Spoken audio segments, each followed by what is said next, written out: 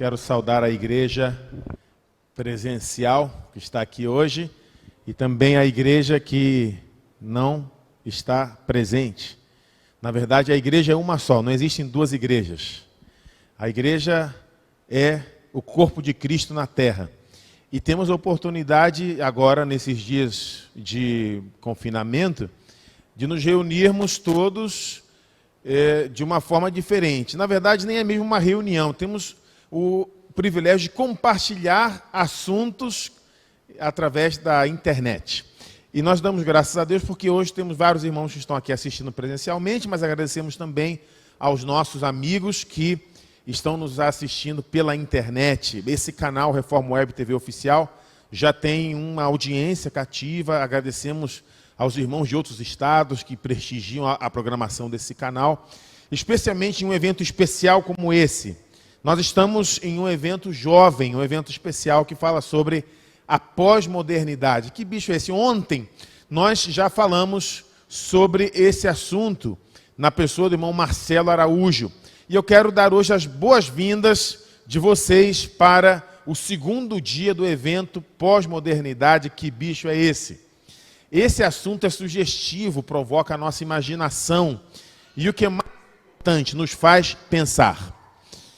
Hoje em dia, a sociedade ocidental é dominada pelo anti-intelectualismo. As pessoas não gostam de pensar. E o que mais se vê são os pragmáticos. Os pragmáticos perguntam assim: será que funciona? Eles não perguntam, é verdade? Eles não querem saber se é certo ou errado, eles querem saber se funciona. E muitos jovens têm aquela tendência de serem ativistas, dedicados a uma causa, mas nem sempre param para pensar se ela é digna, se o modo como eles trabalham é o melhor meio para defender essa causa. Eu vou contar uma história para vocês, bem interessante. Certa vez, um estudante soube de um protesto que estava acontecendo na sua própria universidade. E ele estava desconsolado, ele dizia, eu deveria estar lá para participar. O protesto é sobre o quê mesmo? Quer dizer, ele estava animado, mas não sabia de nada. Ele nem sabia para que era o protesto, ele queria estar presente lá. E uma grande parte do mundo, atualmente, é dominada por falsas ideologias, que são estranhas ao Evangelho. E nós temos que pregar o Evangelho ao mundo. Nós temos que conquistar o mundo para Cristo. A pergunta é, que espécie de conquista será essa? Certamente não é algo baseado na força das armas. A nossa cruzada hoje não é como as cruzadas da Idade Média. Vejam como Paulo descreve essa batalha. Acompanhem comigo 2 Coríntios capítulo 10, versos 4 e 5.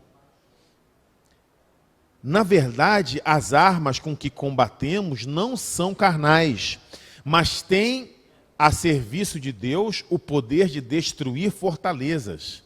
Destruímos os raciocínios presunçosos e todo poder altivo que se levanta contra o conhecimento de Deus. Tornamos cativos todo o pensamento para levá-lo a obedecer a Deus. Interessante, né? Certa vez, um pesquisador disse o seguinte, se você juntar todos os grandes homens que tiveram exércitos e dirigiram guerras, como, por exemplo, Bonaparte, Gengis Khan, agora, ultimamente, Adolf Hitler, esses homens todos tiveram menos poder do que homens que conseguiram colocar o seu pensamento perante a sociedade.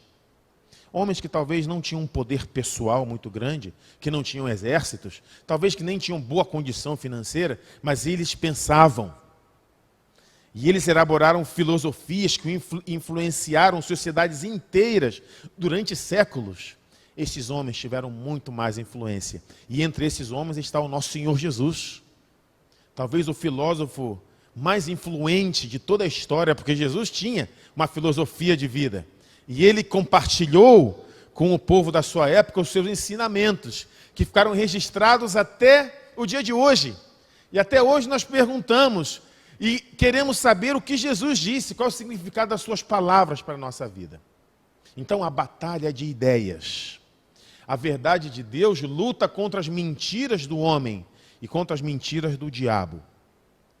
Em Gênesis, no capítulo 2 e no capítulo 3, nós vemos Deus comunicando-se com o homem de um modo diferente do que ele se comunica com os animais. Ele esperava que o homem pudesse colocar em prática, racionalmente, com inteligência, os deveres que ele havia recebido do seu Criador. Quais eram os deveres do homem? Ele tinha que dar nome aos animais, ele tinha que cuidar do jardim.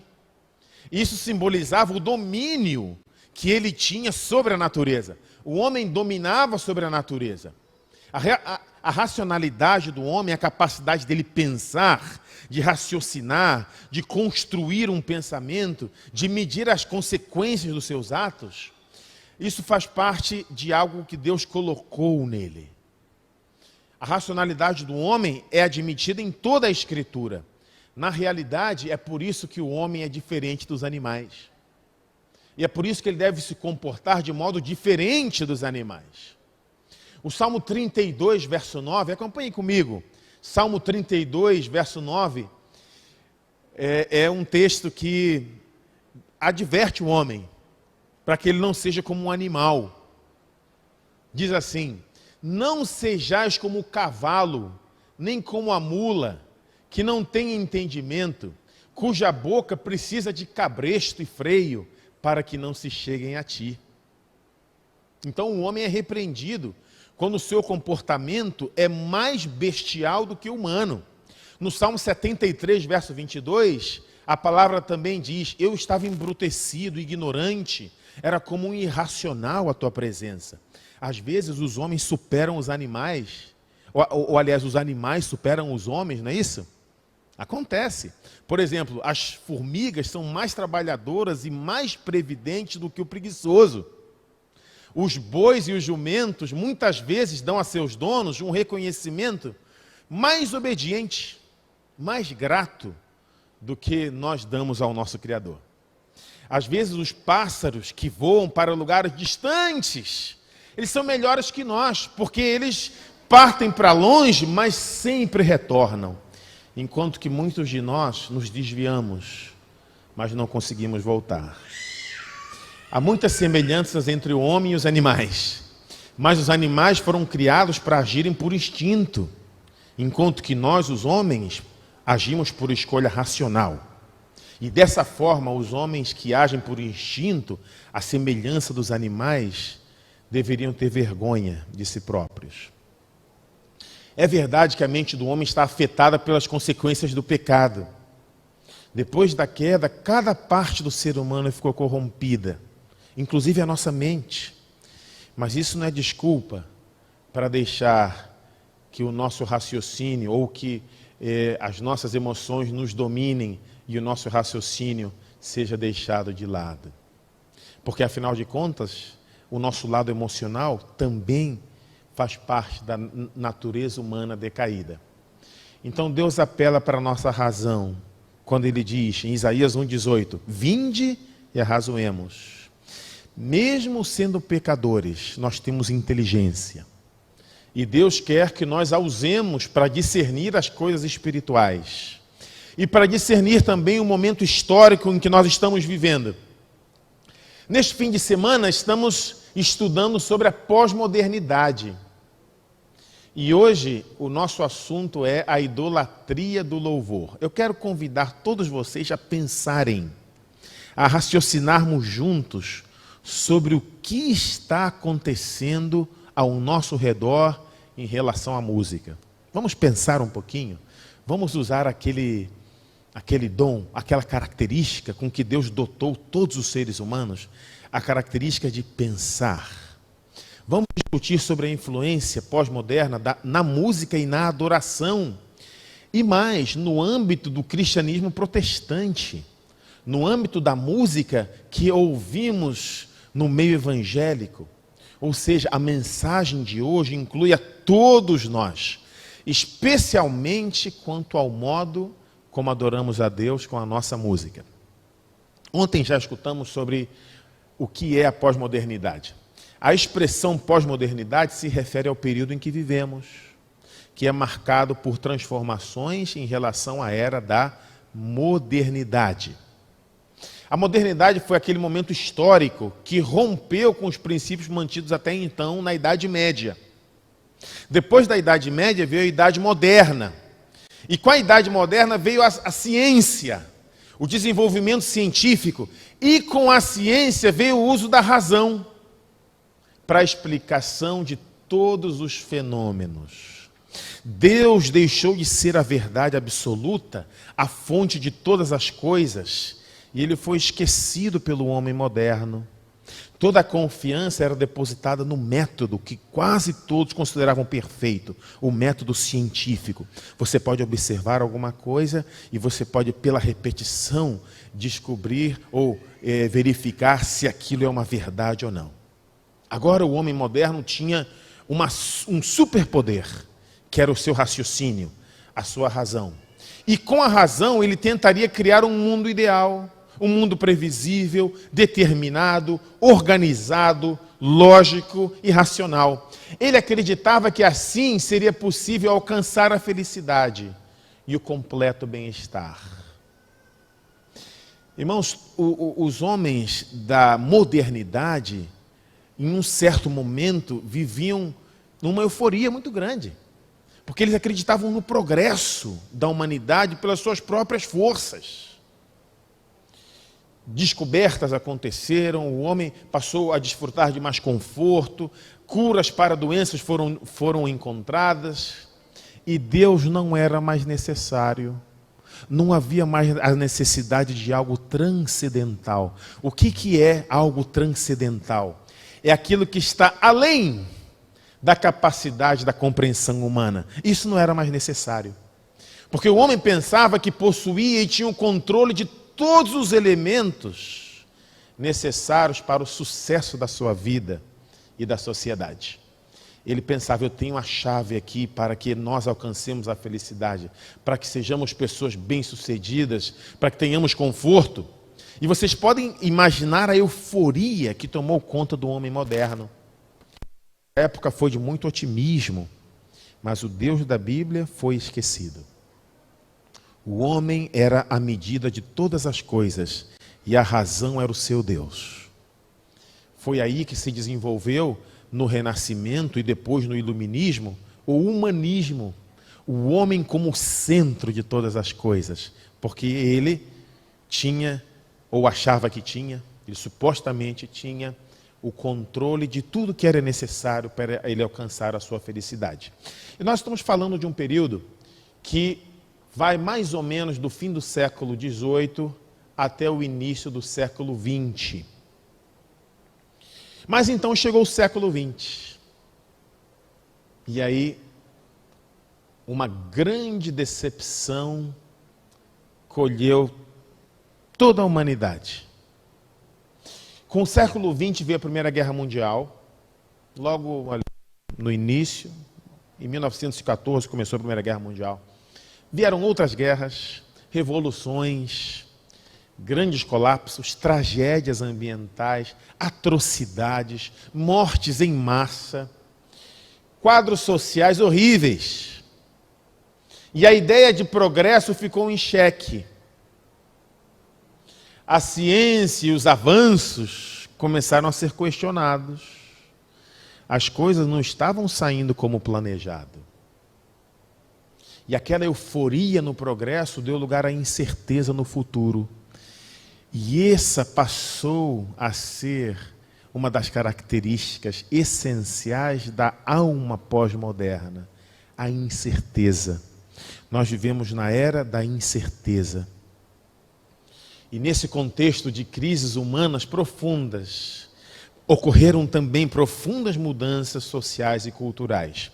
Na segunda metade do século XX, entra em cena algo desconhecido, repleto de incertezas e de dúvidas, que se chamou a pós-modernidade. A pós-modernidade que tinha como base a filosofia do existencialismo. E a partir de então desenvolve-se uma descrença total naquele mundo ideal. Lembram aquele mundo ideal da modernidade? Em que o homem tinha expectativa de alcançar a felicidade pelas suas próprias forças e Deus havia sido colocado de lado? Agora se desenvolve uma desilusão, uma descrença, uma incerteza. Aquela história de progresso se transforma numa piada. E as certezas se diluem em incertezas. Agora ninguém sabe dizer para onde estamos indo. A modernidade respondia com autoridade. Ela dizia que nós estávamos caminhando para o progresso. Mas a pós-modernidade não tem respostas. O homem pós-moderno busca todo instante os prazeres, a sensação da felicidade, mas jamais quer conhecer a face daquilo que ele procura. O homem pós-moderno não quer pensar, não quer refletir, ele quer apenas experimentar, ele quer apenas ter uma sensação.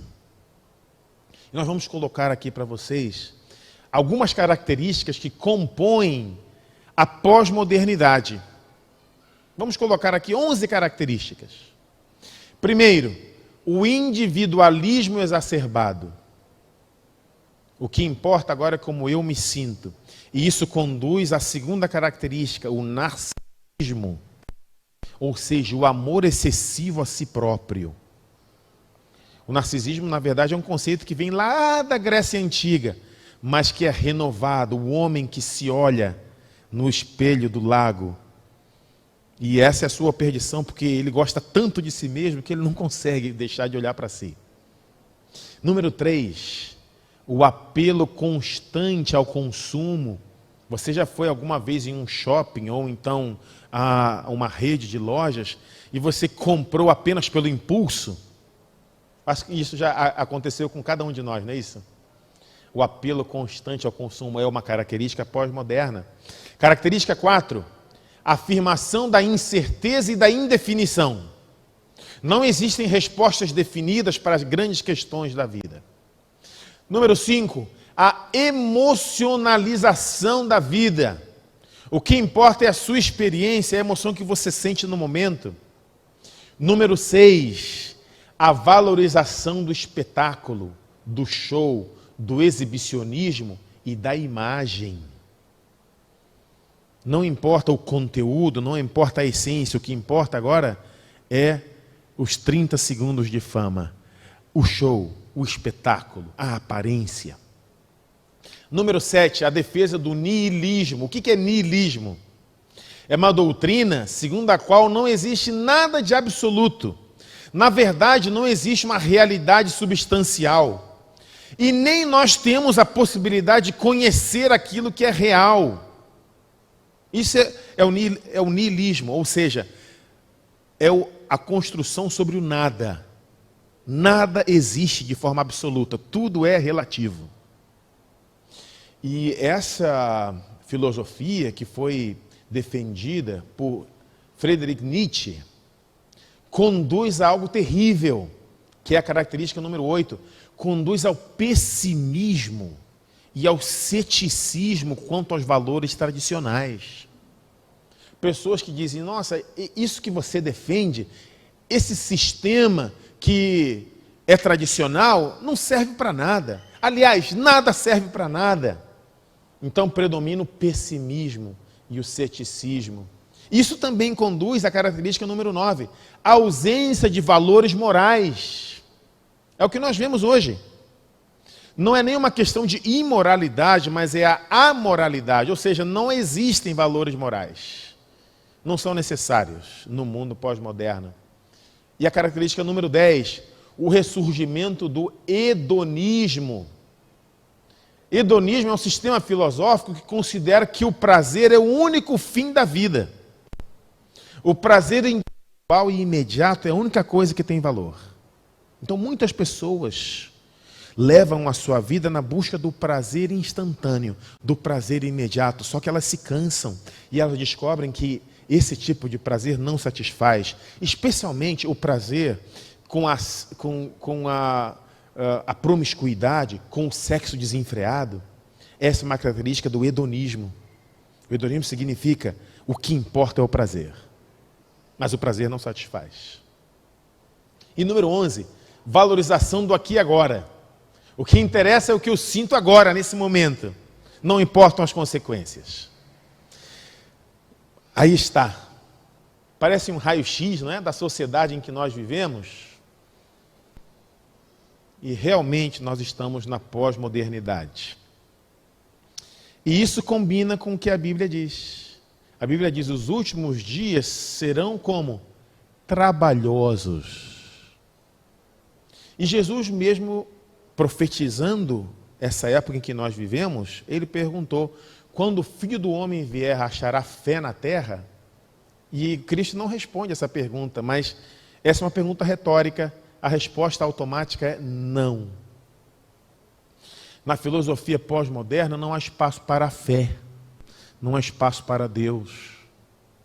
Por isso, nós, os cristãos, seremos sempre minoria, lutando contra o sistema predominante. Nós temos que saber isso. Nós temos que evangelizar o mundo, nós temos que conquistar o mundo, mas nós sempre vamos ser minoria. Porque no sistema que predomina na sociedade, não há lugar para a fé, não há lugar para Deus. Mas o que a música tem a ver com tudo isso?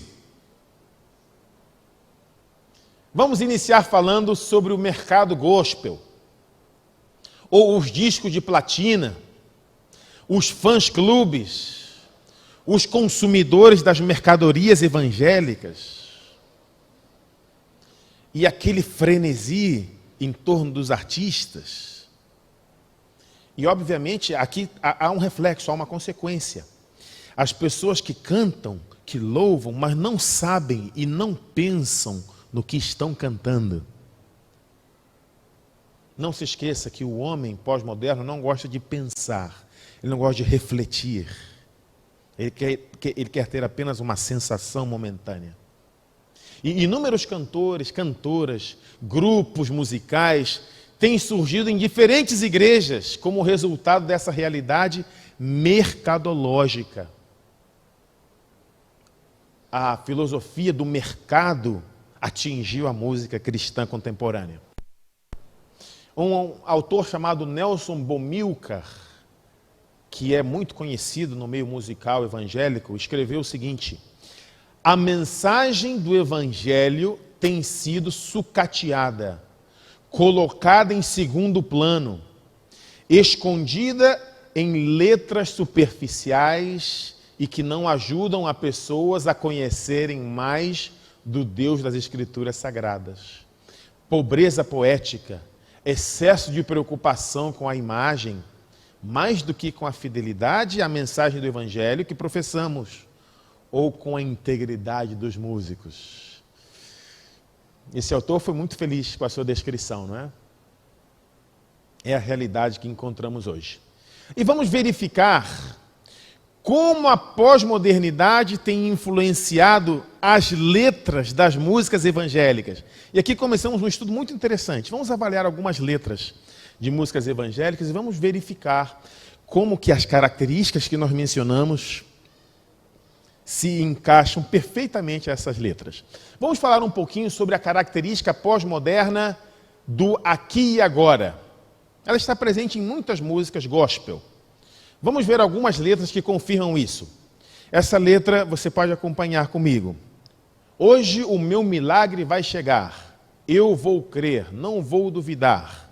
O preço que foi pago ali na cruz me dá a vitória nesta hora. E depois a música ainda continua. Adora, pois a sua vitória vai chegar nesta hora. Deus marcou na agenda e não passa de hoje não. Hoje é o dia da vitória. O que nós temos aqui? O imediatismo. E esse imediatismo do aqui e agora cria uma conexão com a lógica da felicidade. Então eu tenho que ser feliz. E para isso Deus vai fazer um milagre na minha vida.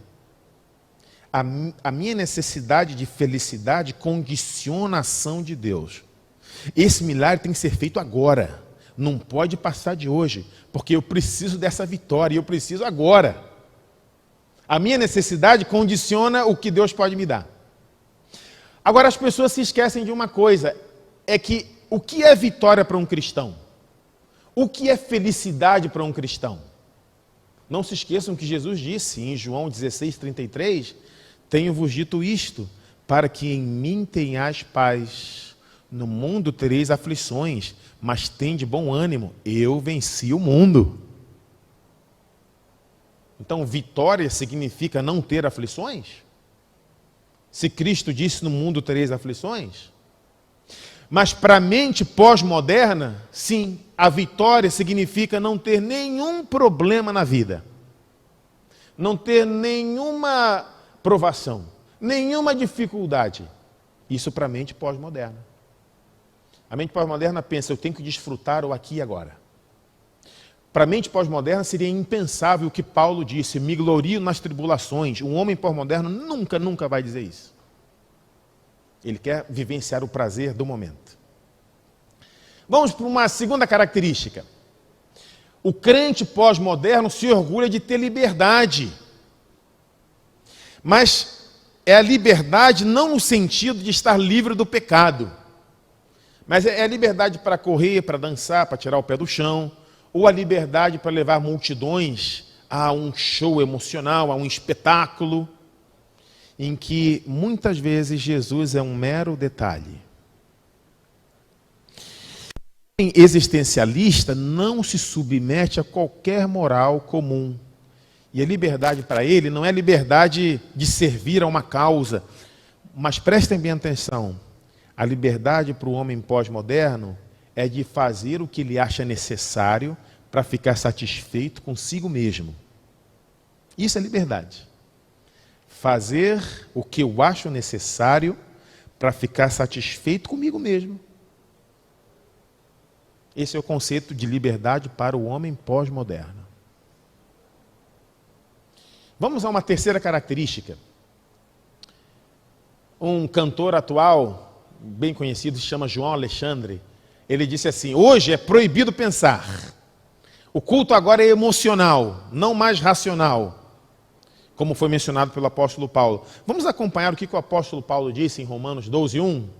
Ele disse o seguinte, rogo-vos, pois, irmãos, pela compaixão de Deus, que apresenteis os vossos corpos em sacrifício vivo, santo e agradável a Deus, que é o vosso culto racional. Agora temos o texto na tela. O texto fala sobre o culto racional. Então a Bíblia estabelece que o culto a Deus deve ser racional. E essa é uma das características que distinguem um culto cristão do culto pagão. Isso aqui é muito importante. Porque a atuação das divindades pagãs ocorre sempre através de rituais que fazem o adorador chegar ao êxtase. E a música tem um papel muito importante nesses rituais. Porque aqueles padrões rítmicos irregulares, né, o som dos tambores ficam sendo repetidos, as danças sensuais, e tudo isso contribui para aquele êxtase coletivo que se vê nos cultos pagãos e que se vê inclusive nos cultos pentecostais. E esse êxtase diminui a capacidade de discernimento racional e abre a mente para receber com mais facilidade as impressões malignas. Então a adoração ao Deus verdadeiro nunca é feita com o adorador em êxtase. No culto racional, o adorador exerce as suas faculdades cognitivas, a sua capacidade de discernimento de maneira voluntária. E ele atua de forma saudável, consciente das suas capacidades mentais, consciente da sua capacidade moral, no pleno exercício da sua emoção. É claro que no culto nós devemos nos emocionar também, mas não temos que nos deixar levar pelo emocionalismo. Vejam o que diz o texto inspirado, acompanhem comigo. Não deve haver nenhum esforço para que a alma alcance certa intensidade emocional. Nós não precisamos provocar grandes emoções na plateia. Essa não é a nossa intenção no culto. Veja o que diz o outro texto. Acompanhem também comigo. A finalidade do culto não consiste em criar agitação de sentimentos. essa não é a finalidade do culto. Mas isso é o que nós vemos na música carismática. E a música carismática tem uma característica, ela não é apenas, ou ela não reflete apenas um estilo. Vários estilos musicais podem ter uma roupagem carismática, que tem exatamente essa característica, que é de levar o adorador a um momento de êxtase, a um momento de, inclusive, relaxamento muscular, a um momento em que os seus hormônios são liberados, especialmente para que ele sinta um prazer instantâneo, e as emoções são manipuladas com a finalidade de estimular um sentimentalismo barato. E a música sentimentalista tem predominado no meio evangélico. E esse é um sintoma da pós-modernidade. Isso coincide com um dos princípios básicos do existencialismo. O existencialismo é a base filosófica da pós-modernidade. E eu quero hoje trazer para vocês duas das características do existencialismo. E vejam como isso se encaixa perfeitamente no momento em que nós vivemos. Só um comentário. A filosofia que predomina em uma certa sociedade não é algo que nós podemos afastar. Ela está impregnando tudo o que nós fazemos, conhecemos, tudo que nós vivenciamos. Porque essa é uma visão, é chamada uma cosmovisão, é uma visão de mundo que as pessoas têm, queiram ou não queiram. É algo que nós não podemos escapar completamente. Então eu vou dizer para vocês aqui duas características que estão presentes na nossa vida diária como um todo, em todas as pessoas, em alguns em menor, em outros em maior grau. E nós vamos ver no final do tema hoje que é possível nós escaparmos disso. Não totalmente, mas de uma certa forma, a gente tem que estar alertas em relação a isso. A primeira característica é a experiência se sobrepõe à razão. Então notem, a experiência se sobrepõe à razão. A experiência é mais importante do que a argumentação.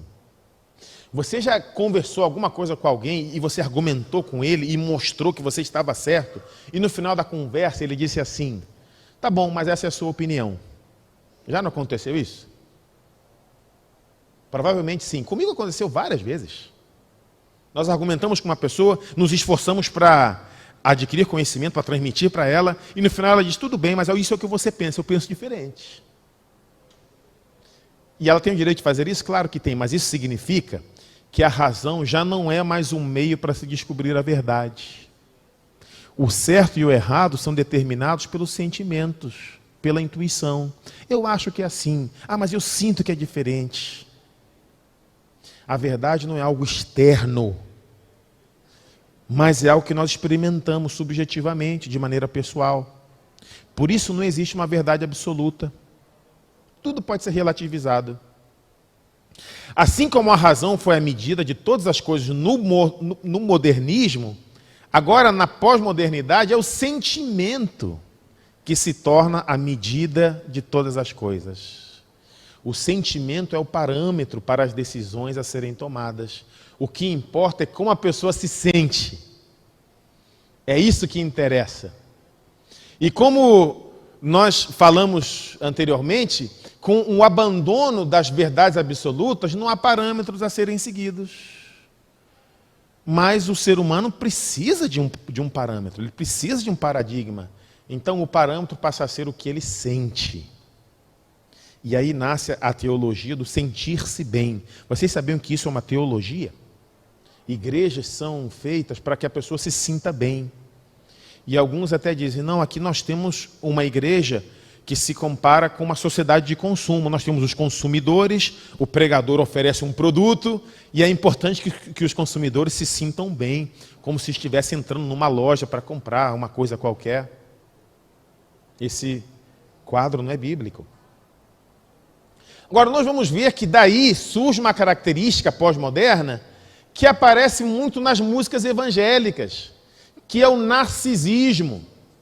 Se o que importa é que eu me sinta bem, então eu agora olho para mim mesmo. É o humanismo levado ao extremo. que chega ao narcisismo. Então, as músicas famosas no meio cristão dizem a todo momento como que eu me sinto, como que as minhas emoções foram feridas, como eu estou passando por uma crise tão grande, e como que eu preciso de conforto, e como eu sou especial, mas não se fala mais do arrependimento, do pecador, da confissão, não é? Não se fala mais da necessidade de santificação. Esses são assuntos deixados de lado. É verdade que tem salvação, mas a salvação é aquela que é minha, que é meu privilégio. Afinal de contas, tudo o que Jesus conquistou na cruz é direito nosso, é nossa herança. Todas as bênçãos de Deus para nós são nossas. Nós tomamos posse disso. Essa é a salvação. Mas não se fala da cruz que a gente tem que carregar, não se fala da renúncia. Então, dessa maneira, todas as coisas giram em torno do eu. Vejam a letra dessa famosa música. Talvez você conheça essa música. Essa letra diz assim: onde eu colocar as minhas mãos, prosperará. A minha entrada e a minha saída bendita será. Pois sobre mim há uma promessa: prosperarei, transbordarei. Quem está sendo adorado nessa música? É Deus? Não, é o eu.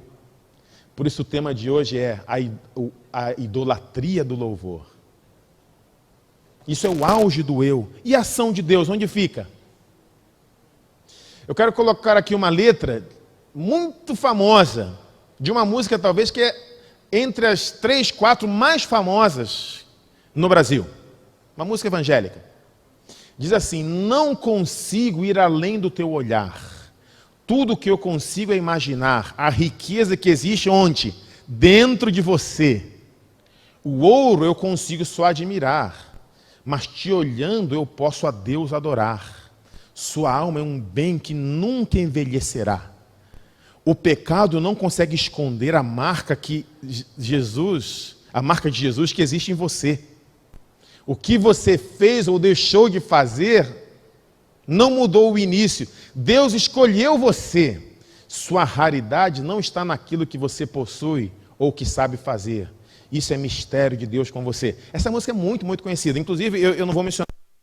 Estamos falando apenas da estrofe. Mas você provavelmente já reconheceu essa música. Se você mora aqui no Brasil, ouve um pouco de música nas rádios, você reconheceu essa música. Essa música é muito, muito famosa. Mas notem, qual é a perspectiva da salvação aqui? Ela se centraliza naquilo que o homem possui, no que ele é. Não no que Deus é. Não no que Deus oferece. E aqui nós temos um caso claro de narcisismo. Olhem esse trecho, eu já li, mas vou repetir apenas esse trecho. Te olhando, eu posso a Deus adorar. O que é isso? Quer dizer que a adoração a Deus é motivada pela qualidade do ser humano? Eu olho para a pessoa e adoro a Deus? Isso é uma distorção completa. Além disso, tem uma questão teológica muito séria aqui. Olha a letra. O pecado não consegue esconder a marca de Jesus que existe em você.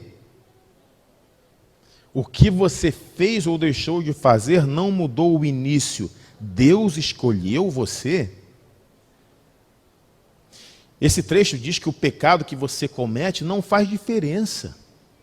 Você continua a ser um escolhido, independentemente de qualquer coisa. Então esse discurso agrada o homem pós-moderno, que não gosta de se submeter a regras, não aprecia sofrer a consequência da quebra das regras. A Bíblia diz que o salário do pecado é a morte. A Bíblia não diz que não importa o pecado que você comete, que você é um escolhido. Não, ao contrário. O salário do pecado é a morte, mas o dom gratuito de Deus em Cristo Jesus é a vida eterna. Isso tem a ver com o próximo ponto que nós vamos abordar. Nós já falamos de uma característica do existencialismo, que é a experiência se sobrepõe à razão. Agora vamos para o segundo ponto. A liberdade pessoal se sobrepõe às regras. Para o homem pós-moderno, o que importa é viver a vida de acordo com as suas próprias escolhas. Todo sistema de ordem moral, religiosa, para o homem moderno, são sistemas de escravidão e de negação da liberdade. Você já deve ter ouvido isso. Se você é um crente que frequenta a igreja, você já escutou algum comentário assim, mas você vai na igreja? Mas você não pode comer isso? Mas você não pode trabalhar no sábado? Isso é escravidão. Você já não ouviu isso? É porque o homem pós-moderno, ele não se submete a qualquer sistema moral. Quando ele se submete, é porque ele é obrigado a isso. Porque senão ele vai ter a punição da lei. Mas ele em si mesmo é contra se submeter a um sistema de regras. E, na verdade, isso é algo totalmente irracional, porque, veja bem, para que nós possamos viver em sociedade, nós temos que nos submeter a sistema de regras, não é isso? Por exemplo, as regras no trânsito, as regras de convívio social. Então, as regras têm que estar presentes. Mas o homem existencialista, ele não se submete. Quando ele pode, ele transgride as regras. Porque, na verdade, para o homem existencialista, a liberdade é fazer o que acha necessário para ficar satisfeito consigo mesmo. Qual é o resultado disso? Cada indivíduo cria sozinho o seu próprio significado, porque ele rejeita as referências sociais. Então, para o homem pós-moderno, a liberdade pessoal está sempre em oposição a regras externas. Ele coloca a sua liberdade como sendo tolhida, sendo agredida por aquelas regras. Aquelas regras agridem a minha liberdade. Por que tem que ser assim? Quando, na verdade, a Bíblia diz que a lei de Deus é a lei da liberdade. E a lei de Deus, em 8 dos seus mandamentos, diz: não faça, não faça, não faça. E o homem pós-moderno diz: mas como assim não faça? Eu faço o que eu quero. Mas Deus diz: não faça. Não adulteres, não furtes, não traz outros deuses diante de mim, não mates. Essa característica antibíblica também está presente em várias letras das músicas evangélicas. Eu quero ler aqui a letra de uma música que é cantada no meio adventista, já foi cantada até em nosso meio. Mas é que aqui a mensagem vem de uma forma sutil. E às vezes nós até cantamos essa música, mas sem atentar, para o significado da letra. Talvez seja, a partir de hoje, importante a gente verificar qual é a filosofia da letra da música que a gente canta, especialmente na igreja. A letra diz assim: não se trata de ser conservador ou liberal demais, nem tem a ver com julgamentos, conceitos e ideais. Nem falamos de vaidades, de força e poder. O que importa é a mensagem e aquilo que se crê.